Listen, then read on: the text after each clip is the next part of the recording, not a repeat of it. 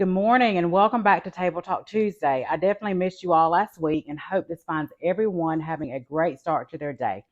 In our last episode, if you remember, there was a challenge to not only know your why, but to cling tightly to it.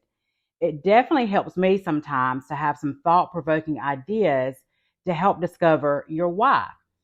At this point, you may not know it nor see the importance of home ownership. So let's talk about a few things. The first is building equity, which tends to be one of the top reasons for a lot of individuals. Because after all, owning a home is like having a huge savings account for life. And we will go into more detail about equity in upcoming episodes. Maybe you need more space, or your hobbies make renting difficult. Maybe you're at a point where you don't want to be governed by a landlord that dictates what you can and can't do to your property. That's always a challenge. Maybe the ultimate why is to build and leave a legacy for your children by way of generational wealth. Mike and I is definitely a passion for us. We talk about that often.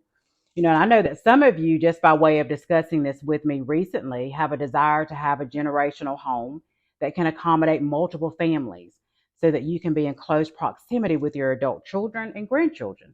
Whatever the desire is, the obstacles are typically not as big as we've made them out to be in our minds.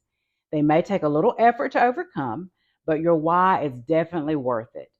In our next episode, we're going to be addressing some of the myths surrounding home ownership that sometimes can hold you back from purchasing. So I'm looking forward to going through some of those things. I sincerely hope you have a wonderful day, and I'll see you next week at the table.